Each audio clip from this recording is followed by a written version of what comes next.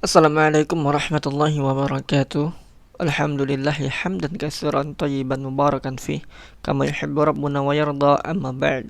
Fa inna asdaqal hadits kitabullah wa khairal hadi hadi Muhammadin sallallahu alaihi wasallam wa syarral umuri muhdatsatuha fa inna kulla muhdatsatin bid'ah wa kullu bid'atin dhalalah wa kullu dhalalatin finnar, amma ba'd.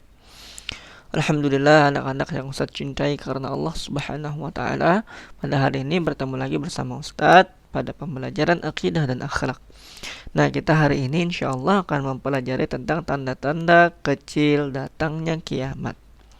Sebelum kita belajar, seperti biasa kita berdoa kepada Allah Subhanahu wa taala agar kita diberikan oleh Allah kemudahan dalam belajar, menerima pembelajaran dan ilmu kita agar menjadi bermanfaat untuk kita, keluarga kita maupun orang lain, nak ya.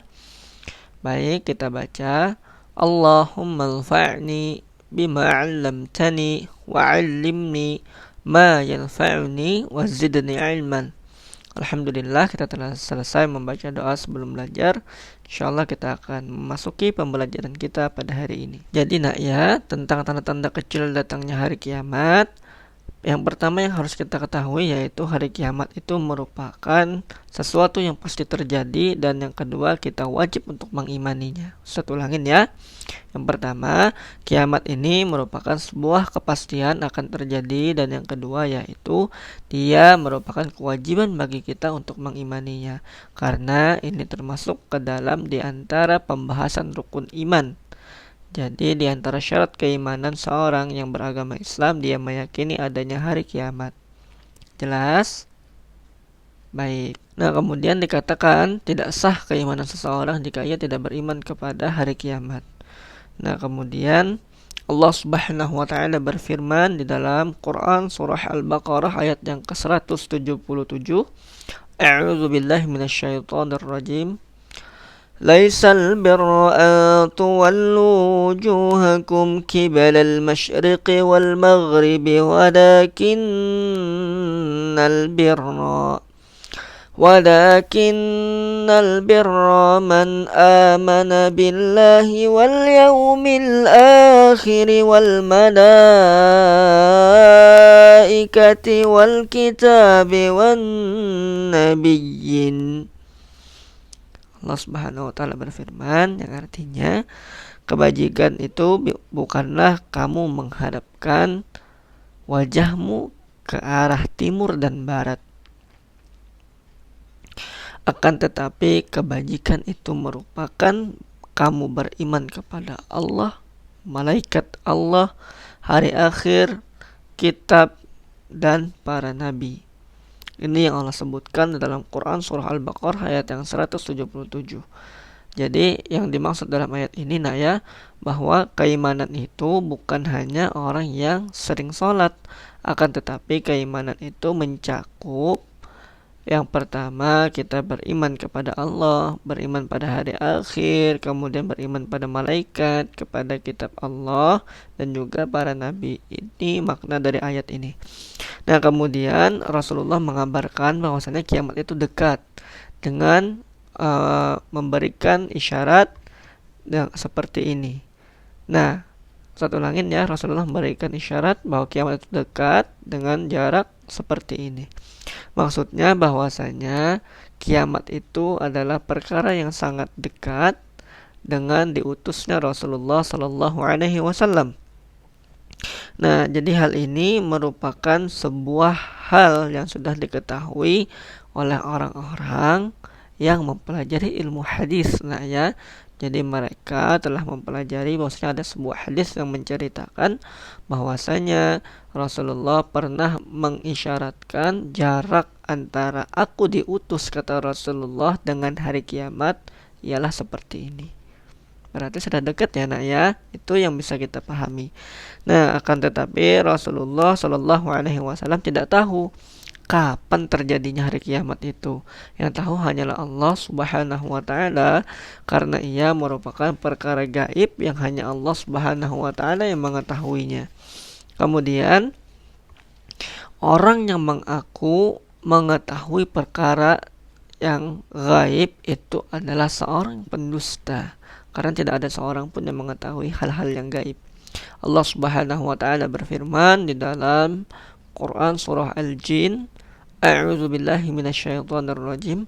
Alimul ghaibi fala yuzhiru ala ghaibihi ahada.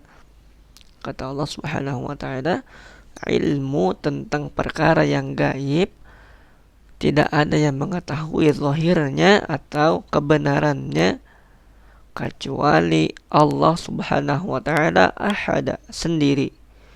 Jadi tidak ada yang tahu ya. Jadi kalau ada orang mengatakan tahu tentang perkara yang gaib atau ia mengatakan tahu tentang kapan terjadinya kiamat, maka dia adalah seorang pendusta. Nah, kemudian tanda-tanda hari kiamat itu terbagi menjadi dua ya. Ada tanda-tanda kiamat besar dan tanda-tanda kiamat kecil. Nah, tanda-tanda kiamat kecil ini sebagiannya sudah terjadi dan sebagiannya belum terjadi. Nah, kemudian kita akan membahas tentang tanda-tanda yang sudah terjadi dan tidak akan terulang. Anda sekalian boleh membuka bukunya pada halaman yang ke-18. Silakan dibuka. Kita akan belajar bersama. Nah, jadi tanda-tanda yang sudah terjadi dan tidak akan terulang, di antaranya ada 3 hal. Yang pertama, diutusnya Rasulullah Sallallahu Alaihi Wasallam dan wafatnya beliau. Hal ini merupakan perkara yang sudah terjadi di masa lalu, karena Rasulullah telah diutus ya. Kemudian Rasulullah pun meninggal, maka tidak mungkin Rasulullah akan hidup kembali di zaman sekarang karena beliau telah dinyatakan meninggal. Kemudian yang kedua yaitu terbelahnya bulan, kemudian bersatu kembali bulan itu. Nah, hal ini disebutkan oleh Allah Subhanahu wa taala dalam Quran surah Al-Qamar ayat yang ke-1 sampai 2.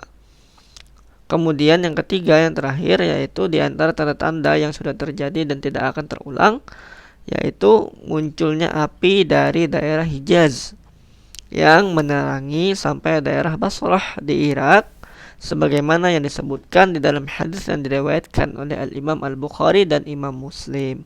Jadi ada api yang muncul di daerah Hijaz.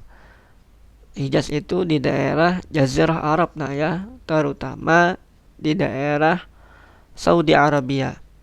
Nah, ada sebuah kota dulu yang disebut daerah Hijaz.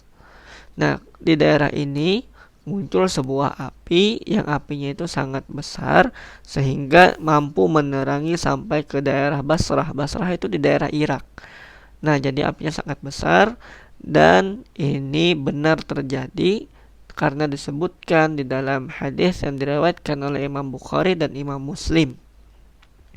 Sehingga hal ini pun tidak mungkin akan terjadi kembali karena ia adalah sesuatu yang sudah terjadi. Jelas ya? Nah, mungkin hanya itu saja yang bisa kita pelajari pada hari ini. Kurang dan lebihnya Ustaz memohon maaf. Nah, kemudian untuk tugasnya, insyaallah Anda sekalian akan mengerjakan evaluasi 1 pada halaman 19. Ingat ya, Ustadz cuma meminta Anda sekalian mengerjakan evaluasi yang pertama pada halaman 19.